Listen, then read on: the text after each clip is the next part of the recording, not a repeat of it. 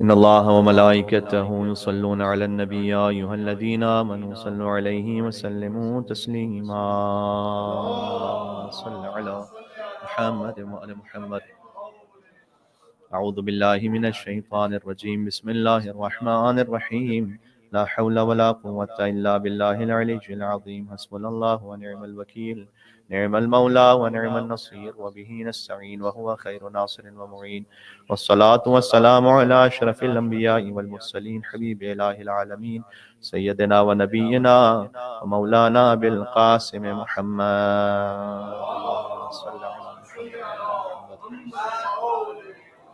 وعلى آله الطيبين الطاهرين المعصومين المظلومين المنتجبين المنتخبين الميامين سيما بقية الله في الأرضين الذين أذهب الله عنهم الرجس وطهرهم تطهيرا.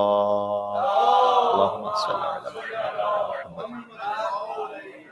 رحمة الله على محبيهم واللعنة الدائمة على أعدائهم أجمعين. أما بعد فقد قال الله الحكيم في كتابه المجيد. بسم الله الرحمن الرحيم. وسيق الذين كفروا إلى جهنم زمرا. وقال الله تبارك وتعالى أيضا وسيق الذين اتقوا ربهم إلى الجنة زمرا. عليه الصلوات. اللهم صل على محمد وعلى محمد.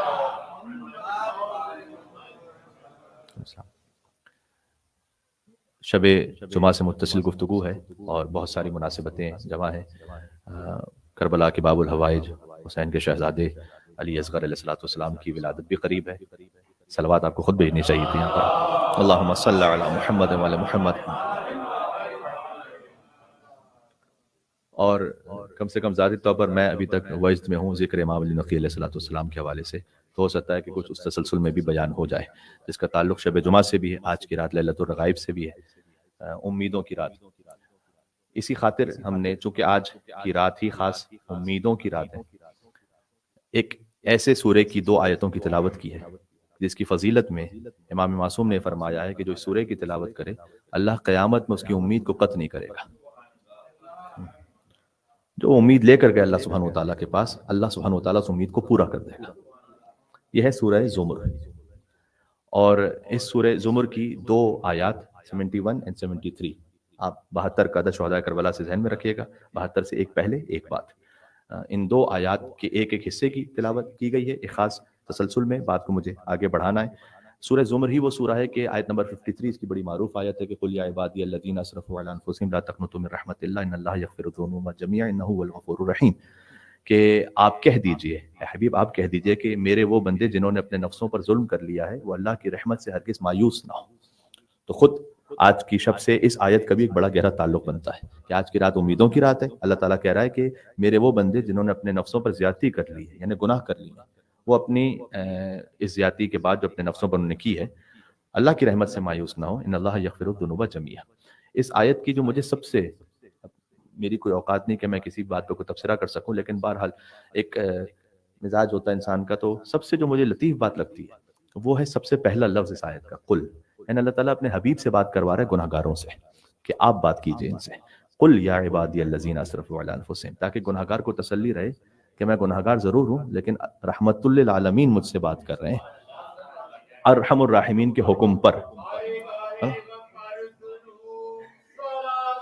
اللہم صل علی محمد وعلی محمد. تو ارحم الراحمین کے حکم پر رحمت للعالمین جب گناہ گار سے بات کریں تو اس کے لیے اس سے بڑھ کر کوئی رحمت کی امید ہو نہیں سکتی.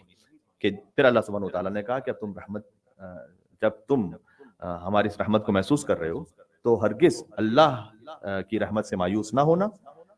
انہ یغفر الذنوب جميعا، اللہ سبحانہ وتعالیٰ تمہارے گناہوں کو معاف کرے گا. ایک ایک لفظ میں یہاں پر سمندر ہے معارف کا، لیکن بہرحال پروردگار 10 گنا 20 گنا 25 100 10,000 10,000 جميعا سب معاف کرے گا اگر تم سچے دل کے ساتھ آئے ہو. آج کی رات خاص طور پر، آج کی رات کے جو اعمال ہیں ان میں تو یقیناً یہ بات ہے کہ ضعیف روایت ہے، لیکن بہرحال رجاء مطلوبیت کی نیت سے کر لینے میں کوئی حرج نہیں. لیکن جو رجب کی رات ہے لیلۃ الرغائب، یہ اپنے مقام پر ہے کہ امیدوں کی رجب کی شب جمعہ. ایک تو ماہ رجب المرجب، ماہ ولایت، خود ماہ اللہ سبحانہ وتعالی، اور اس میں امیدوں کی رات.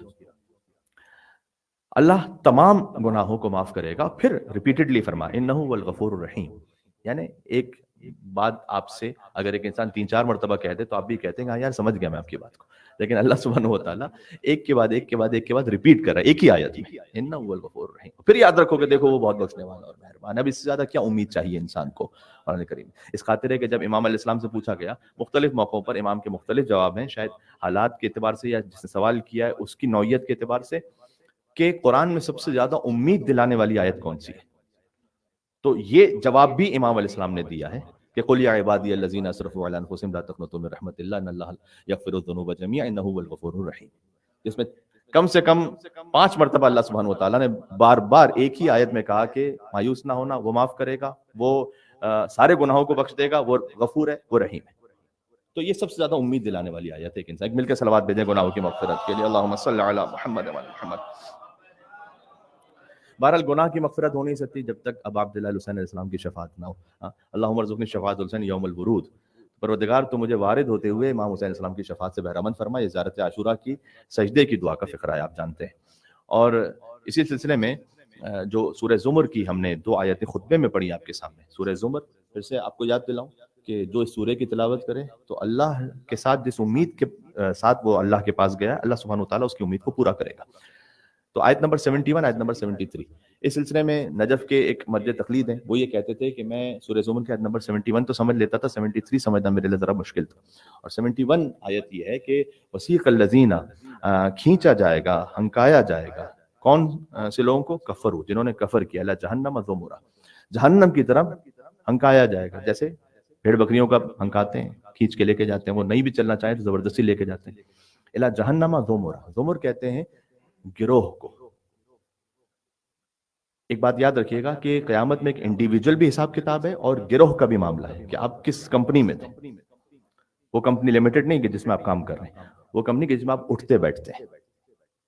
تو مومنین کے گروہ میں ہے تو اس گروہ کے ساتھ امید ہے کہ اللہ سبحانہ و تعالیٰ پورے گروہ کو جب بھیجے گا تو مثلاً ہم جیسے گناہگاروں کو بھی بھیجتے ہیں، مجھ جیسے گناہگار، تو گروہ در گروہ اللہ جہنم کی طرف بھیجے گا کافروں کو کھینچ کر۔ سیق الذین، سیق ہے پیسو وائس، ایکٹیو وائس نہیں کہ اللہ کھینچ کے لے جائے گا یا ملائکہ کھینچ کے، ظاہر ہے کہ جب اللہ کھینچ کے لے گئے ملائکہ کھینچ کے لے کے جائیں گے۔ سیق الذین ہے پیسے، انہیں کھینچا جائے گا، یہ حقارت کے لیے کہ اللہ سبحانہ و تعالیٰ نے ذکر بھی نہیں کیا یہاں پر کہ کون کھینچے گا۔ اچھا، عربک لینگویج کی بیوٹی ہے کہ ایک ہی فارم جو حقارت کے لیے استعمال ہو وہی فضیلت کے لیے بھی استعمال ہوتی ہے۔ آپ کو کانٹیکسٹ دیکھنا پڑتا ہے۔ کھینچا جائے گا انہیں جہنم کی طرف، یہ پیسو وائس ہے، یہ آیت نمبر 71 ہے۔ دین آپ آیت نمبر 73 پر آ جائیے۔ وسیق الذین اتقوا ربہم، جنہوں نے اپنے رب کا تقوی اختیار کیا، جو متقی ہیں، انہیں بھی کھینچا جائے گا۔ الی الجنۃ زمرا، انہیں بھی جنت کی طرف زبردستی لے جایا جائے گا، گروہ در گروہ جائیں گے وہ۔ اب یہاں پر بظاہر شاید ان کی عظمت کے لیے، اچھا آپ کو لفظ سے تو بڑا عجیب محسوس ہو رہا ہوگا کہ یہ کیسے عظمت ہو سکتی ہے کہ کھینچا جائے گا۔ تو نجف کے ایک بزرگ مرد تقلید ہیں، وہ یہ کہتے ہیں کہ میں آیت نمبر 71 کو تو سمجھ پایا کہ جہنمیوں کو کھینچا جائے گا، جنتیوں کو کیوں کھینچا جائے گا؟ جنتی تو شوق سے، رغبت سے، جوق در جوق جانا چاہیں گے جنت میں۔ تو وجہ کیا ہے؟ تو کہتے ہیں کہ مجھے اس وقت وجہ سمجھ میں آئی جب میں نے کامل الزیارات کی ایک حدیث کو پڑھا۔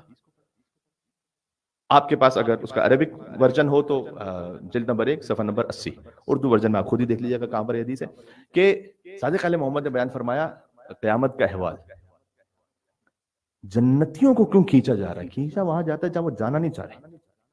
سیقہ کا لفظ وہاں استعمال ہوتا ہے۔ اچھا ایگزیکٹلی جہنم کے لیے بھی سیقہ کا لفظ ہے، سین یہ قاف 2 نقطے والی، اور جنتیوں کے لیے بھی سیقہ کا لفظ، یہی لفظ۔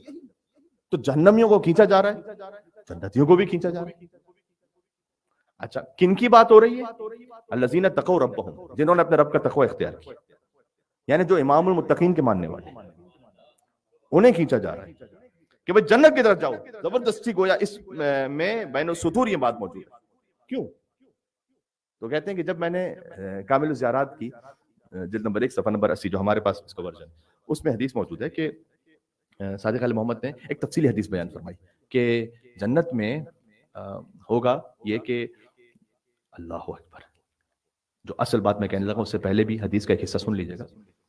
فرمایا کہ اے زورار آسمان روتا رہا 40 برس تک امام حسین کے 40 دن تک امام حسین کے غم میں، اور سمندروں کی مخلوقات نے گریہ کیا. اور یہ امام علیہ السلام نے فرمایا. اس کے بعد پھر فرمایا کہ جو سنیے گا ابا عبداللہ علیہ حسین السلام پر گریہ کی اہمیت. جیسے بعض لوگ کہتے ہیں کہ بس خالی رونا، جو روئے حسین ابن علی پر وہ رسول اللہ کے ساتھ صلہ رحم کر رہا ہوتا ہے. صلہ رحم کا مطلب آپ جانتے ہیں؟ صلہ رحم کرنا جو واجب ہے آپ پر، آپ کے بلڈ ریلیشنز کے ساتھ، ہاں، تو ہم رسول اللہ کے ساتھ صلہ رحم کیسے کریں؟ کہ جو حسین پر رو رہا ہے وہ رسول اللہ کے ساتھ صلہ رحم کر رہا ہے، پہلی بات.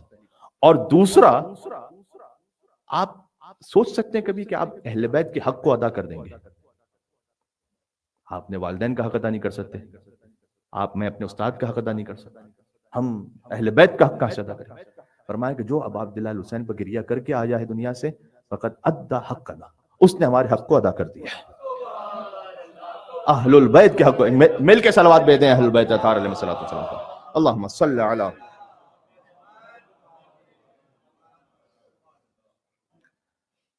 اب جب جنت میں جانے سے پہلے کی یہ کیفیت ہے وہاں پر کہ کامل زیارت کی روایت ہے کہ جنتی امام حسین علیہ السلام کی مجلس میں ہوں گے، امام حسین خود موجود ہوں گے، اور ان کے جمال زیارت سے ان کی آنکھیں نورانی ہوں گی، اور وہ اتنا محو ہوں گے کہ اگر آپ باقی روایات کو اس میں شامل کر لیجئے تو شاید 500 سال گزر جائیں گے امام حسین کو دیکھ رہے ہیں.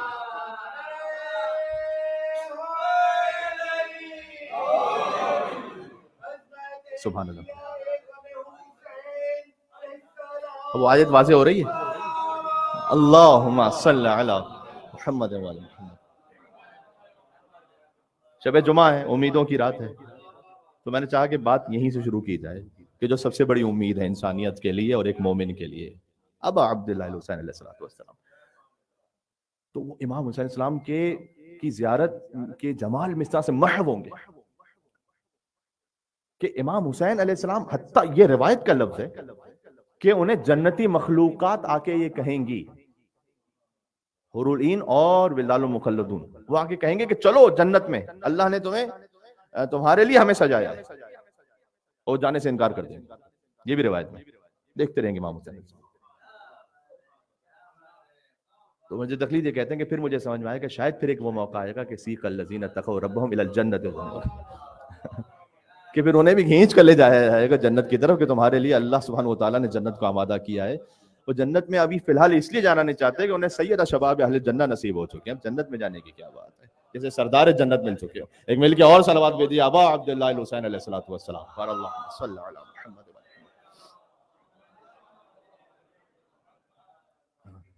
دیکھیں یہ وہ قربت ہے نا اہل بیت علیہ السلام سے. اگر آپ کشتی میں ہوتا تھا قطب نما، کشتی چاہے کتنی ہی اچھی کیوں نہ ہو، قطب نما نہیں ہے تو اس کے لیے کوئی فائدہ نہیں.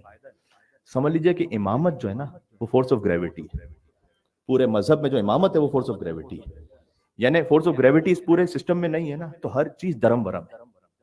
آپ جانتے ہیں اس وقت تو بچہ سائنس کی اس بات کو جانتا ہے کہ اگر پورے مثلا سولر سسٹم میں فورس آف گریوٹی نہ ہو تو کوئی پلانٹ اپنے مقام پر رہ نہیں سکتا، کوئی اسٹار اپنے مقام پر، ہر ایک اپنے مدار میں جو ہے حرکت کر رہا ہے، وہ اس فورس آف گریوٹی کی وجہ سے. اگر امامت نہیں ہے تو فورس آف گریوٹی گویا نہیں ہے دین میں. پھر چاہے انسان ایسا نمازی اور ایسا قرآن پڑھنے والا ہو جیسے کہ مثلا خوارج تھے. خوارج جتنا قرآن پڑھتے تھے نا ہم نہیں پڑھ سکتے، آپ کو بتا رہا ہوں.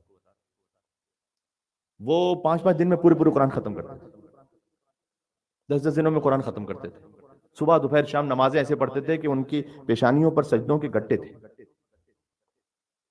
لیکن امامت نہیں ہے دین میں، تو نتیجہ کیا ہے؟ مثلا تاریخ میں سینکڑوں واقعات میں سے ایک واقعہ وہ خباب، عبداللہ ابن خباب والا جو اس وقت میرے ذہن میں نام آ رہا ہے کہ یا خباب ابن اسود کہ مولا علیہ السلام کا محب، اور وہ جا رہا ہے اور اس کے ساتھ اس کی زوجہ ہے اور کچھ خارجی اس کے ساتھ آ گئے اور کہا کہ تم علی سے بیزاری کا اعلان کرو. اس نے کہا نہیں کروں گا، تو اس کا سر قلم کیا. اس کے بعد بیوی سے کہا تم علی سے بیزاری کا اعلان، کہا نہیں کروں گا. اس کا پیٹ چاک کیا، اور جب ابھی اس کی آخری سانسیں باقی تھی تو اس کے شکم میں ایک بچہ تھا، اسے نکال کر ماں کے سامنے سر قلم کر کے بچے کو نوکے نیزہ پہ بلند کیا، اور نعوذ باللہ من ذالک یہ سب کام خدا کی حمد و ثنا کرتے ہوئے کیا۔ کیوں؟ اس لیے کہ امامت نہیں ہے، کشش ثقل نہیں، سب کچھ درم برم ہے۔ اگر جہاں امامت نہیں ہے وہاں بہترین قرآن پرنٹ ہوتے رہے، وہاں بظاہر بہترین ٹائلز لگتی رہے، ماربلز لگتے رہے مسجدوں میں، اس سے دین نہیں ہے، اس سے ظاہر ہے۔ باطن کیا ہے؟ باطن ہے امامت۔ ہاں، کعبے کا ظاہر ہی ہے، جو مولود کعبہ ہے اس کی تو روح اور اس کے نور کو تو سمجھو۔ یا علی سبحان اللہ، اللہم صل علی محمد وعلی محمد۔ اور اپنی طالب علمی پر ایک بھروسہ کرتے اس بات کو کہہ رہا ہوں کہ اس وقت جو آپ سماعت فرما رہے ہیں، حتیٰ یہ آپ کے اعمال لیلۃ الرغائب سے زیادہ افضل ہے، اس لیے کہ اعمال لیلۃ الرغائب میں نے عرض کیا کہ بہرحال ایک ضعیف روایت ہے، اس میں کوئی ضعیف روایت نہیں ہے کہ اہل بیت علیہ السلام کے جو ذکر کو سنیں اللہ اس کے دل کو زندہ کر دے گا اس وقت جب بہت سے دل مردہ ہوں گے۔ قیامت کے دن آپ کا دل زندہ رہے گا اس ذکر کو سننے سے، اور چونکہ جتنی معرفت آپ بڑھا لیتے ہیں۔ دیکھیں ایک حدیث ہے، خود ائمہ علیہ السلام میں جب بھی اس طرح کا مکالمہ ہو تو وہ یقیناً ہماری اصلاح اور ہمیں سکھلانے کے لیے ہوتا ہے۔ ایک حدیث یہ ہے کہ صادق علیہ محمد مسلسل طواف فرما رہے تھے، ایک کے بعد ایک بہت زیادہ طواف فرمایا امام نے، تو امام باقر علیہ السلام جن کا جشن ہم نے کچھ دنوں قبل آپ کی خدمت میں پڑھا تھا، تو امام باقر علیہ السلام وہ دیکھ رہے تھے اپنے فرزند امام جعفر صادق علیہ السلام کو۔ اس کے بعد امام نے جب بہت زیادہ طواف کر لیے، مستحب طواف، تو امام باقر علیہ السلام نے آ کے روکا اور کہا کہ دون ما اراک، بس جتنا میں نے دیکھ لیا بہت ہو گیا۔ اور پھر فرمایا کہ ان اللہ اذا احب عبدا رضی عنہ بالیسیر، اگر اللہ اپنے بندے سے راضی ہوتا ہے نا، اگر اللہ اپنے بندے سے محبت کرتا ہے نا تو وہ بہت کم عمل پر بھی راضی ہو جاتا ہے۔ ضروری نہیں کہ آپ کو بہت زیادہ عمل کریں گے تبھی اللہ راضی ہوگا، اس کی جو پرائرٹی ہے وہ آپ کو ذہن میں رکھنی ہے کہ واجب تک نہ ہونے پائے، حرام نہ ہونے پائے، یہ سب سے امپورٹنٹ ہے۔ اور اس سے بھی زیادہ امپورٹنٹ یہ ہے کہ آپ کا عقیدہ سلامت رہے، کہ جس پر بنیاد ہے تمام فقہ کی، تمام فروعات کی بنیاد ہے اس پر، ٹھیک ہے۔ یہ بات بھی ذہن میں رکھیے گا، مثلاً اسکول میں یا مدرسوں میں بچوں کو جو پڑھایا جاتا ہے وہ اس لیول کے اعتبار سے بالکل ٹھیک بھی ہے، اور پاکستان کے حالات کے اعتبار سے جن لوگوں نے کورس ترتیب کیا اور جس طریقے سے اس کو رکھا انہیں بھی سیلیوٹ ہے۔ لیکن اس میں ایک بات ہے کہ آپ کسی بچے سے پوچھیے اصول دین کتنے، اچھے بچے کو یاد ہے توحید، عدل، نبوت، امامت، قیامت، فروع دین بتا دیجیے بیٹا۔ فروع دین ہے اول نماز، دوسرے روزہ، تیسرے حج، چوتھے جہاد، پانچویں خمس، چھٹے جہاد، چوتھے حج، خمس، پھر جہاد، پھر امر معروف نہی عن المنکر، پھر 9واں اور 10واں کیا ہے؟ تولی اور تبرع۔ تو آپ نے تو ہمیشہ سنا کہ تولی اور تبرع یہ تو واجبات میں سے، یہ تو اصول دین میں سے، یعنی مطلب دین کی بنیاد میں سے، یہ نہ ہو تو کوئی عمل ہی قبول نہیں۔ تو پھر یہ تولی تبرع فروع دین میں کہاں سے آ گیا؟ اور وہ بھی اتنا اینڈ پر، ولایت کے بغیر تو نماز قبول نہیں، تو یہ اتنا اینڈ پہ کیا؟ دیکھیں وہ تولی و تبرع کہ اہل بیت سے محبت کرنا اور اہل بیت کے اعداء سے بغض اور عداوت رکھنا، یہ اصول دین میں، یہ امامت کا حصہ ہے۔ وہ تولی و تبرع کہ اہل بیت کے ماننے والوں سے محبت رکھنا، یعنی ایک مومن کا دوسرے مومن سے محبت رکھنا اور اس کے کام آنا، اور ایک مومن کا اعداء اہل بیت جو اہل بیت علیہ السلام کا دشمن ہے اس سے دشمن رکھتے ہوئے اس سے اپنے آپ کو دور کر دینا۔ بات واضح ہو رہی ہے؟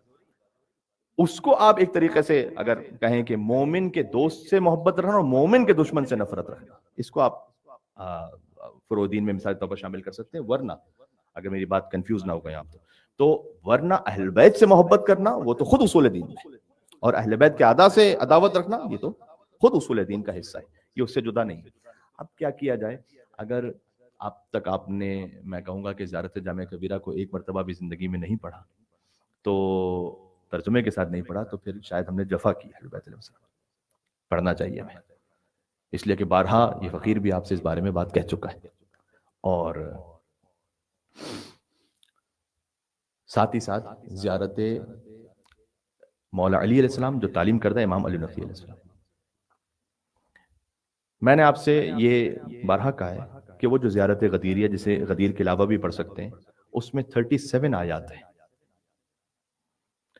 آج میں ایک بات اور آپ سے کہہ رہا ہوں ایک جگہ سے کچھ استفادہ کرتے ہوئے کہ 206 حدیثیں امیر المومنین کے فضائل پر. زیارت جامع کبیرہ مفاتی کے 12 صفحے کی ہے تقریباً، اور یہ زیارت 20 صفحے کی. 20 صفحے ہیں. آپ روزانہ ایک ایک دو دو صفحے 3 صفحے بھی پڑھتے رہیں، اس کو نوٹ کر کے اس کو پڑھیں.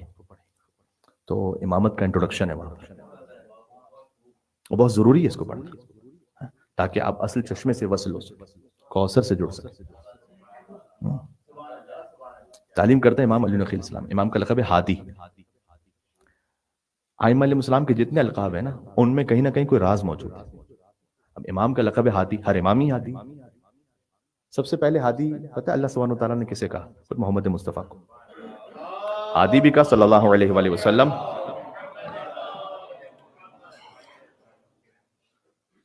حضور کو اللہ سبحانہ وتعالیٰ نے فرمایا یا اللہ سبحانہ وتعالیٰ نے اپنے حبیب کو سلام کیا معراج پر یا ابو القاسم کہہ کے. پہلی مرتبہ ابو القاسم اللہ سبحانہ وتعالیٰ نے کہا حضور مکرم کو. تو جب حضور واپس آئے نا تو جبریل سے حضور نے کہا کہ اللہ نے مجھے آج ابو القاسم کہا ہے. کہ یا رسول اللہ آپ نے پوچھا اللہ سے کہ اللہ سبحانہ وتعالیٰ نے کیوں ابو القاسم کہا؟ کہ اللہ کی ابوت اور جلالت مانے ہوئی کہ میں اسے پوچھوں. آپ تصور فرمائیے گا کتنی واقعات امام زمانہ علیہ السلام کے کسی کے امام سے ملاقات ہوئی، وہ کہتا ہے کہ اتنی جلالت تھی امام کی کہ میں امام سے کچھ کہہ نہیں سکا. کوئی براہ راست بلا فصل اللہ سے بات کر رہا، خود اللہ سے، تو کیا جلالت ہے اور کیا حیبت ہے.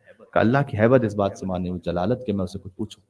اللہ سبحانہ وتعالیٰ کی وحی آئی کہ جبریل میرے حبیب سے کہیے کہ میں نے انہیں ابو القاسم اس لیے کہا ہے کہ انما کنیتک ابا القاسم لأنہ تقسم رحمہ بین عبادی.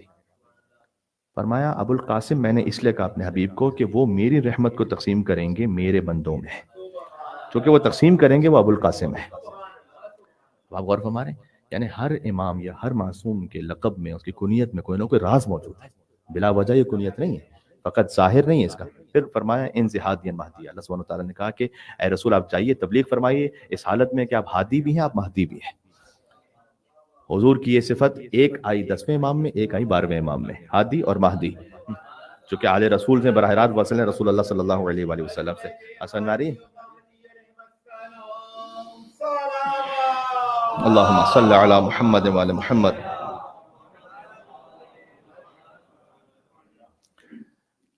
تو حضور ہادی بھی مہدی بھی. ہادی ہدایت کرنے والا. 10ویں امام کو خاص کیوں ہادی کہا جاتا ہے؟ میں نے کہا کہ وہ ایک وجہ ابھی تک باقی ہے 10ویں امام کا، تو میں ایک بات کہہ دوں کہ امام کو کیوں ہادی کہا جاتا ہے. امام کو ہادی اس لیے کہا جاتا ہے کہ امام علیہ السلام نے ویسے تو ہدایت کے بے شمار واقعات امام کے، اور خاص الخاص ایسے واقعات، مثلا ابو ہاشم جعفری بڑا مشہور نام ہے. ابو ہاشم جعفری جو جعفر طیار کی اولاد میں سے، تو یہ امام علیہ السلام کی خدمت میں اکثر آیا کرتے تھے. امام کے بڑے قریبی صحابی ہیں اور ان سے بڑا کچھ سیکھنے کو بھی ملتا ہے. اس لیے کہ ایک مرتبہ یہ قید بھی ہو گئے تھے اور بڑے شدید حالات میں تھے. میں نے آپ سے شاید عرض کیا تھا کہ اس کے بعد آئے امام کی خدمت میں، اور دل میں بس، ہمیشہ قبرستان کی مجلس میں کہہ چکا ہوں کہ دل میں فقط اس بات کا سوچا اور اظہار کیا کہ میں مثلا امام کا چاہنے والا ہوں، ماننے والا ہوں، میں اتنے شدید حالات میں ہوں، اتنی مشکلات میں ہوں.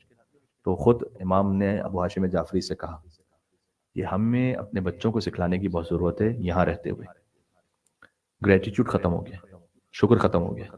ہر چیز کو سمجھتے ہیں کہ یہ تو میرا حق ہے. گویا آپ ایک الگ سے گیجٹ دلائیے، یہ تو میرا ملنا ہی چاہیے تھا مجھے. آئی فون الگ سے آئی فون، یہ بھی مجھے ملنا ہی چاہیے تھا. جو کچھ آپ کر لیجیے، یہ تو میرا گویا حق ہے. Take it as granted. ابو ہاشم جعفری سے امام علیہ السلام نے پہلے روایت پڑھو. میں ایک موٹیویشنل اسپیکر کو آج سن رہا تھا. میں اس لیے نہیں سنتا کہ کوئی خاص موٹیویشن ملے، موٹیویشن قرآن حدیث سے ملتی ہے. مجھے کبھی کبھار شوق اس لیے ہوتا ہے سننے کا کہ میں یہ دیکھوں کہ اس نے جو کہا ہوا ہے تو 1400 سال پہلے کس امام نے یہ کہا ہوا ہے جو یہ کہہ رہا ہے اپنی زبان میں. تو 1400 سال پہلے کس حجت نے یہ کہا ہوا ہے کہ جو آج یہ کہہ رہا ہے ہزاروں ڈالرز لے کر، اور لوگ سن رہے ہیں بڑی حیرت سے. اچھا، تو اس میں سے ایک صاحب تھے جو کہہ رہے تھے کہ ہم شکر نہیں ادا کرتے. کہتے ہیں میں خود ایک دفعہ ڈپریشن میں تھا، شدید ڈپریشن میں تھا. تو مجھے کسی نے آ کے کہا کہ تمہاری زندگی میں جو اچھائیاں ہیں نا، جو اچھی چیزیں ہو رہی ہیں اس کو لکھو. کہتے ہیں مجھے اتنا غصہ آیا دل میں کہ تم کو پتہ ہی نہیں کہ میں کن حالات سے گزر رہا ہوں، میری زندگی میں کچھ بھی اچھا نہیں ہو رہا، اور میرا دل کیا کہ میں اٹھا کے ایک تھپڑ لگاؤں اس کو. بہرحال میں ضبط کیا اپنے آپ پر، اور رات کو جب جا کے سویا تو مجھے اس کی بات ذہن میں آئی کہ میں سوچوں کہ کچھ تو اچھا ہو رہا ہوگا میری زندگی میں، کچھ اچھا ہی ہے. تو بہرحال پھر بھی اتنا سمجھ میں نہیں آیا. کہتے ہیں صبح میں نے ان کو فون کیا اور میں نے ان کو کہا کہ آپ نے مجھ سے کہا تھا کہ میں سوچوں کہ کیا اچھا ہو رہا ہے میری زندگی، تو بتلائیے بھائی، کوئی مثال دیجیے، مجھے تو نہیں سمجھ آ رہا. کہ رات میں سو کے اٹھے ہو یہ اچھا ہوا ہے. آج کتنے ہزاروں لوگ ہوں گے دنیا میں کہ جو سوتے بھی مر گئے ہوں گے، اٹھے نہیں ہوں گے. سوچا کبھی؟ کبھی کبھی ہمیں خبریں آتی ہیں کہ سردی سے فلاں علاقے میں اتنے لوگ مر گئے، کبھی آتا ہے ہیٹ ویو سے اتنے لوگ مر گئے. چھت ہے، سردی گرمی سے بچے ہوئے، نعمت ہے. باہر سے معذرت، ایک مثال دے رہا ہوں خالی، باہر سے معذرت. کیا ممکن نہیں تھا کہ ہم سب بندر ہوتے کسی جنگلوں میں ناچ رہے ہوتے ادھر سے ادھر، اللہ تعالیٰ میں ویسا خلق کر دیتا؟ ممکن تھا یا نہیں تھا؟ یہاں بیٹھے ہوئے انسان ہیں، مسلمان ہیں، مومن ہیں، شب جمعہ تشریف لائے ہوئے. کیا یہ نعمت نہیں کہ اس پہ شکر ادا کیا؟ امام نے ابو ہاشم جعفری سے ابھی کہا کچھ نہیں تھا. ابو ہاشم نے، امام نے اس سے کہا کہ اے ابو ہاشم، تم دل میں جو شکوہ لے کے بیٹھے ہو، کبھی ان نعمتوں کا شکر کیا جو اللہ نے دی؟ میں نے عرض کیا نا کہ جو آج کا موٹیویشنل اسپیکر کہہ رہا ہے وہ 1400 برس پہلے کب کہاں کس طرح امام نے کہا ہوا ہے کہ کبھی شکر ادا کیا؟ اس نے کہا مولا، اب امام علیہ السلام جب بتلا رہے ہیں تو وصلے ہوئے خدا ہے، وہ اس کیفیت میں بتلا رہے ہیں. تو کہا کہ اے مولا کن نعمتوں کا شکر؟ کہ سب سے پہلے اللہ نے ایمان دیا. سب سے پہلے امام نے ایمان کا کہا، سب سے پہلے اللہ نے ایمان دیا، اور دو نعمتیں اور پھر امام نے بیان فرمائی. تو آپ ذرا غور فرما رہے ہیں کہ جب تک یہ گریٹیٹیوڈ نہیں ہو اللہ سبحانہ وتعالیٰ کی بارگاہ میں شکر. ایک روایت بیان کی جاتی ہے کہ حضرت موسیٰ علیہ السلام جا رہے تھے ظاہر کلیم اللہ سے گفتگو کرنے کے لیے، تو ایک شخص جس بہت ہی زیادہ ثروت مند تھا، اس نے کہا کہ اے موسیٰ، اللہ سے جا کے یہ کہنا کہ اب بہت مل گیا، بس کافی ہے میرے لیے. اچھا کہہ دوں گا جا کے. ایک شخص اور ملا، وہ بڑا ہی فقیر تھا، اور وہ کوئی ایک کپڑے میں ایک چادر میں اپنے آپ کو لپیٹ کے بیٹھا ہوا تھا. کہ اللہ سے کہنا کچھ تو دے دے. کچھ بھی نہیں دیا اس نے. اچھا یہ بھی کہہ دوں. جب گئے اللہ سبحانہ وتعالیٰ کے پاس تو کہا پروردگار، ایک شخص تھا کہ تو نے بہت دیا اسے. وہی کہہ رہا تھا پروردگار بہت دے دیا، بس کافی ہے ابھی، اور نہ دے. یہ میں اپنے الفاظ میں کہ اے موسیٰ اس سے کہو کہ میرا شکر ادا کرنا بند کر دے، تو پھر نہیں دوں گا.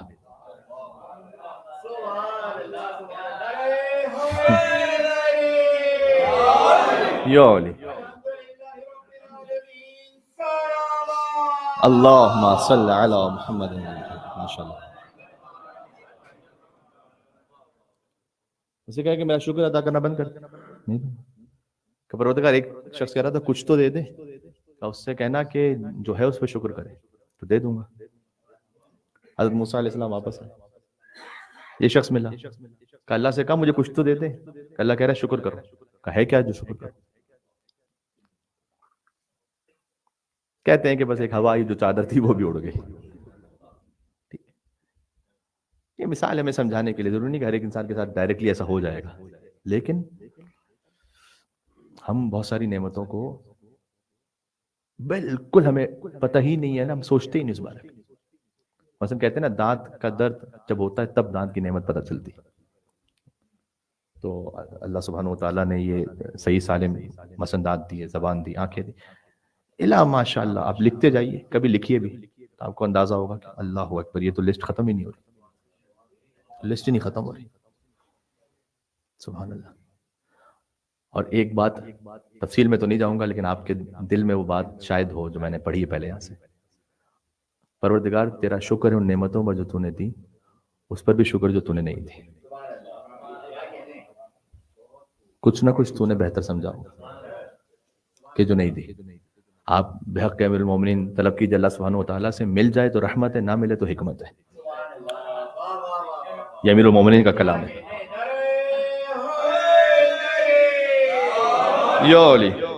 بات واضح. پھر آپ دیکھیے، بس میں بات کو تمام کر رہا ہوں اور تھوڑا سا میں چاہتا تھا ہمارے دل آمادہ ہو جائیں اس کیفیت میں. ایک حرم ہے کائرو میں، نفیسہ بی بی کا حرم. یہ امام حسن علیہ السلام کی پڑ پوتی اور امام صادق علیہ السلام کی بہو ہیں. اسحاق ابن جعفر صادق امام کے بیٹے، ان کی زوجہ ہیں. 6000 ختم قرآن کی، 6000 ختم قرآن، 6000. اور ایک قبر خود انہوں نے اپنی آمادہ کی ہوئی تھی، کہتے ہیں کہ اس میں 120 مرتبہ بیٹھ کے قرآن ختم کیا.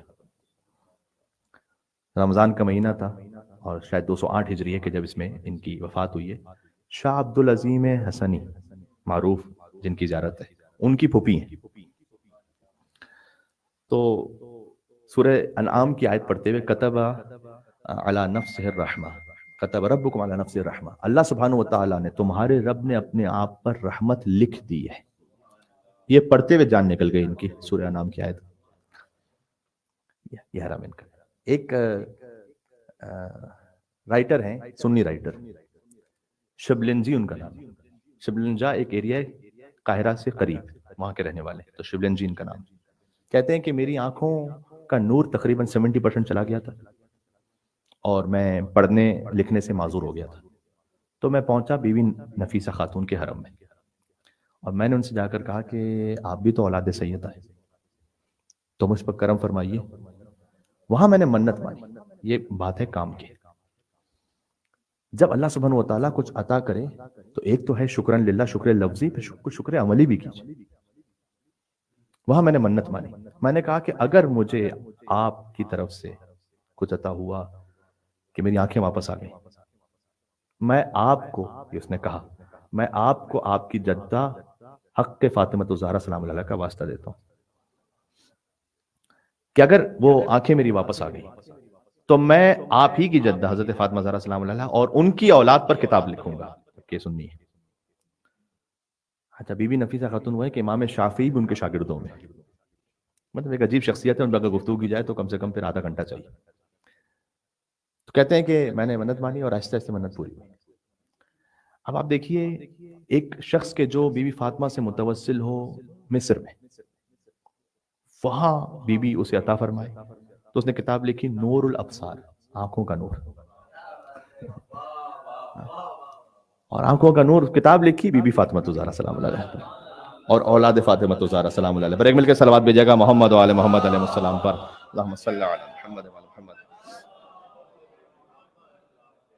تو کون کہاں سے متوسل ہو اور کس طرح سے اسے نصیب ہو، بس بہرحال اپنے آپ کو آپ متصل رکھیں اور جوڑ کے رکھیں. اہل بیت علیہ الصلوۃ والسلام سے میں تقریباً اختتام پر ہوں. امام حسین علیہ السلام کا در، جہاں سے بات شروع ہوئی تھی وہیں ختم کر رہا ہوں. خاص طور پر در ایسا ہے نا، آپ سوچئے گا دنیا کے اگر سارے وزیر اعظم ایک دن میں ایک ساتھ انتقال کر دیں، سوچئے کبھی دنیا میں جتنے وزیر اعظم ہیں اور جتنے صدر ہیں سب ایک ساتھ ایک دن میں انتقال کر دیں، تب بھی ایک ساتھ ان کے نام پر اتنے لوگوں کو کھانا نہیں کھلایا جائے گا جو حسین کے عزادار ایک 40 واک پر امام حسین کے زائرین کو کھلا دیتے ہیں. 1400 سال پہلے جس ہستی کی شہادت ہوئی ہے، آج اس کے نام پر، یہ تو ہے رزق مادی. جو رزق معنوی ہے وہ کیا بحر بے کرا ہے اللہ سبحانہ و تعالیٰ جانتا ہے. ٹھیک ہے، اس لیے اور جو جہاں کہیں ہو سکتا ہے، پتہ نہیں کس کس مذہب میں، کس کس مسلک میں لوگ کہاں کہاں سن رہے ہوں، جس سے جس کو ماننا ہے مان لیجئے. کبھی بھی اہل بیت کی توہین نہیں کرنا، اس لیے کہ اگر ان کی اہانت کی اللہ دنیا اور آخرت میں ذلیل کرتا ہے، یہ اللہ سبحانہ و تعالیٰ کا وعدہ ہے. خود مجھے امام علی نقی السلام کا وہ فقرہ یاد آ گیا کہ امام علی نقی علیہ السلام کی اہانت کی تھی متوکل نے. تو متوکل وہ شخص تھا کہ جو کھلم کھلا مولا علیہ السلام پہ سب و شتم کرتا تھا. اور 4 بادشاہ امویوں میں اور عباسیوں میں ایسے گزرے جنہیں بڑا لمبا زمانہ ملا، بڑی رسی ڈھیلی رکھی اللہ نے ان کی، اور بے تحاشا ظلم ہے. معاویہ ابن ابی سفیان، منصور دوانقی، ہارون رشید اور متوکل عباسی، یہ 4. اس میں سے جو متوکل ہے یہ کھلم کھلا امیر المومنین کی توہین کرتا تھا، اور امام علی نقی کو دربار میں بلا کر اور جب امام علی نقی السلام کو ایک مرتبہ دربار میں بلایا اور بے انتہا احانت کی، اور امام علیہ السلام جب واپس نکلے تو امام نے فرمایا تھا کہ میرا مقام ناقہ صالح سے کم تو نہیں. ہاں. اور پھر امام علیہ السلام نے ایک آیت پڑھی، تمتعوا فی دارکم ثلاثۃ ایام، سورہ ہود کی آیت پڑھی کہ 3 دن تک مزے کر لو اپنی زندگی میں، کیونکہ ناقہ صالح کو جس نے قتل کیا تھا وہ 3 دن بعد مارا گیا. تو امام علیہ السلام نے سورہ ہود کی آیت پڑھی اور آگے بڑھ گئے. تو ایک شخص تھا امام علیہ السلام کے ساتھ، وہ گیا پھر امام کے ایک صحابی سے ملنے کے لیے. کہا امام جب دربار سے باہر نکلے انہوں نے یہ آیت پڑھی. کہ خود امام نے پڑھی ہے کسی اور نے پڑھی؟ کہ خود امام سے میں نے سنی. اگر خود امام نے پڑھی ہے تو یقین رکھو کہ 3 دن بعد متوکل قتل ہونے والا ہے. یہ فرزند زہرا نے کہہ دیا، حجت خدا کی زبان سے جاری ہو کہ یہ ہونے والا ہے. تو کہتا ہے کہ 3 دن بعد متوکل ہی کے بیٹے منتصر نے ہی اپنے باپ کو قتل کیا، اپنے باپ کو قتل کیا خود منتصر، جبکہ کوئی آثار نہیں تھے ایسے. چونکہ امام نے آیت پڑھی تھی بہرحال وہ ہونا تھا، اور 3 دن بعد وہ واصل جہنم ہوا. تو 16 سال امام علی نقی السلام کی زندگی متوکل کے زمانے میں گزرے تھے. بہرحال تو امام علی نقی السلام کی زندگی سے اگر کچھ حاصل کرنا چاہیں تو سادہ ترین بات ہے زیارت جامع کبیرہ اور زیارت غدیریہ. اس کو آپ پڑھیں اور ان آیات کو اپنے پاس آپ زیارت پڑھتے ہوئے نوٹ کریں. اگر آپ کے پاس آیات آپ کو سمجھ میں آتی ہیں کہاں کہاں آیات ہیں اس کا ترجمہ دیکھیں. میں چاہتا ہی تھا کہ تھوڑا سا ترجمہ بھی سناؤں، لیکن اس وقت بالکل نہیں بچا کہ آپ کی خدمت میں ترجمے میں جاؤں. کچھ مصائب کی بھی فکر عرض کرنے، اور اتنا عرض کروں کہ جب شب جمعہ ہے، امام حسین علیہ السلام کو سلام کرنے کی شب ہے، تو خود سر امام حسین کو سلام کریں. ہم جب سلام کرتے ہیں امام حسین کو تو ہم کہتے ہیں السلام علی الحسین وعلی علی ابن الحسین وعلی اولاد الحسین وعلی اصحاب الحسین. امام زمانہ علیہ السلام جب سلام کرتے ہیں نا اپنے جد کو، تو حسین کے ہر عضو کو الگ الگ سلام کرتے ہیں. ان دانتوں پر سلام جن پر چھڑی ماری جا رہی تھی، ان اعضاء پر سلام جن کو کاٹ دیا گیا، اور سر کو سلام کہ جس کو نو کے نیزہ پہ بلند کیا گیا. امام حسین علیہ السلام جہاں کہیں حملہ کرتے تھے نا لشکر پر، تو فقرہ پتہ ہے کیا ہے تاریخ میں، کہ جیسے مکڑیوں کی طرح یزیدی بھاگ کر امام حسین وارث ذو حیدر کرار ہے. ابن عمر ابن سعد نے کہا کہ ہاتھ اپنو قتال العرب، یہ میدان جنگ میں سب سے بڑے قتل کرنے والے کا بیٹا ہے، اسے گھیر کے مارو. امام حسین علیہ السلام کے ایک مصائب ہیں جو کم پڑھے جاتے ہیں، وہ یہ ہے کہ امام حسین 3 دن کے پیاسے تھے، یہ پڑھا جاتا ہے. امام حسین علیہ السلام 3 دن کے بھوکے بھی تھے. آپ ذرا تصور فرمائیے گا، آپ 20 گھنٹے کی فاسٹنگ سے ہوں، بعض لوگ کرتے ہیں طبی وجہ سے، تو آنکھوں میں بلر نظر آنے لگتا ہے آہستہ آہستہ. کتنے ایسے لوگ ہیں جو ہم سے بتاتے ہیں کہ مولانا صاحب اتنے گھنٹے کی فاسٹنگ تھی، اس کے بعد فوکس نہیں ہو پا رہا تھا، سمجھ نہیں آ رہا تھا. کہ اب آپ علیہ السلام 3 دن کے بھوکے تھے، اور جب فاسٹنگ کر رہا ہوتا ہے انسان تو اس میں پانی پی رہا ہوتا ہے، لیکن 3 دن کے پیاسے بھی تھے. اسے ہر لاش اٹھانے گئے اس عرب کی شدید ترین گرمی میں 3 دن کی بھوک کے بعد بھی. اب عبداللہ الحسین علیہ السلام جب حملہ کرتے تھے، اللہ اکبر، کیا وارث ذو حیدر کرار ہے اب عبداللہ الحسین علیہ السلام. لیکن ایک وقت ایسا آیا کہ وقف لیستریح، تھوڑا سا امام ٹھہرے، تھکن سے تھوڑا سا ٹھہرے، امام تھکن سے چھوٹتے تھوڑا سا ٹھہرے. ایک پتھر ٹکرایا اب عبداللہ الحسین علیہ السلام کی پیشانی ہے. سر اب عبداللہ الحسین کو سلام کرنا ہے نا، اور خون اس قدر بہ رہا تھا کہ امام حسین علیہ السلام کی آنکھوں تک وہ خون تھا. لہٰذا اپنا پیرہن امام نے بلند کیا تاکہ اس خون کو صاف کریں. جیسے ہی سینہ اتھر نظر آیا تو ایک تیر لگایا وہاں، اور اب عبداللہ الحسین بس اس وقت ذوالجناح پر سوار نہ رہ پائے اور زمین کربلا پر گرے امام حسین علیہ السلام. 3 دن کا بھوکا حسین، 3 دن کا پیاسا حسین. بس چند لمحے باقی ہیں، میں چاہتا ہوں کہ آپ جس حد تک ہو سکتے ہیں گریہ اب عبداللہ الحسین میں اپنی معراج پہ پہنچ جائیں، تاکہ حق اہل بیت ادا ہو جائے کہ جو خود امام معصوم نے فرمائے، تاکہ رسول اللہ کے ساتھ صلہ رحم ہو جائے. اب تصور فرمائیے گا، امام حسین علیہ السلام زمین پر ہیں، گویا دراز ہیں، لیٹے ہوئے ہیں، اور خون بہے جا رہا ہے اب عبداللہ الحسین علیہ السلام سے. اب کون قریب آئے؟ پھر بھی کوئی قریب نہیں آتا، جرت نہیں ہوتی کسی کی. تو کہتے ہیں کہ اپنے گھوڑوں کا رخ خیموں کی طرف کرو. اللہ اکبر، اللہ اکبر. اس سر اقدس کو سلام، اس سر اقدس کو سلام. میں نے کہا میں امام حسین علیہ السلام کے سر کے مصائب اگر پڑھوں تو پھر ایک کیفیت وہ آئی کہ امام حسین اٹھے، بہرحال اپنی کوہنیوں پر زور دیتے ہوئے کہا، اے فوج بے حیا، حسین ابھی زندہ ہے۔ سلام اس سر پر کہ جو ذکر پڑھ رہا تھا اور ذکر پڑھتے ہوئے تن سے جدا کیا گیا۔ کچھ تعبیر اس طرح سے ہے، مجھے معاف فرمائیے گا، کہ جیسے اب عبداللہ الحسین کا سر زمین پر رکھا ہوا تھا اور شمر سر کو تن اقدس سے جدا کر رہا تھا، اور امام حسین اسی کیفیت میں آنکھ کھول کر اپنے بچوں کی طرف دیکھ رہے۔ یہ زیارت الہیہ کی جو اب عبداللہ الحسین علیہ السلام کا سر زمین ہے، سر اور ان کا سر تن سے جدا ہو رہا تھا، اور آنکھیں کھول کر وہ نیم کھلی ہوئی آنکھوں سے اپنے بچوں کی طرف دیکھ رہے۔ سلام اس سر اقدس پر کہ پھر جب وہ نو کے نیزہ پر بلند ہوا تو راوی کہتا ہے میں نے خود ایک بچی کو دیکھا جو نیزہ بردار کے پیچھے دوڑ رہی تھی اپنے بابا کا سر لینے کے لیے۔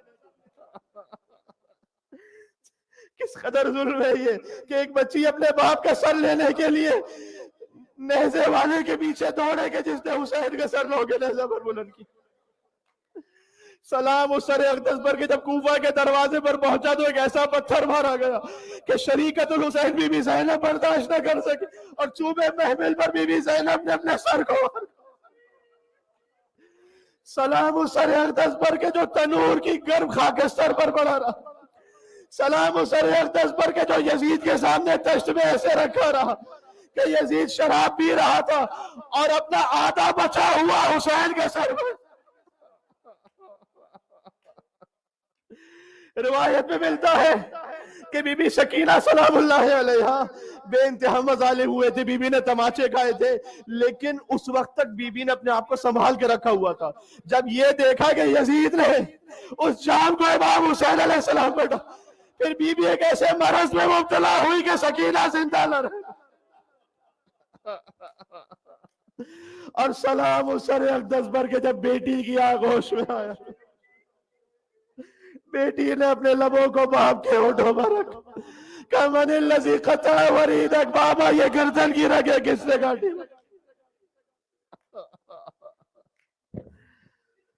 صلی اللہ علیہ صلی اللہ علیہ یا ابا عبداللہ المطلوب۔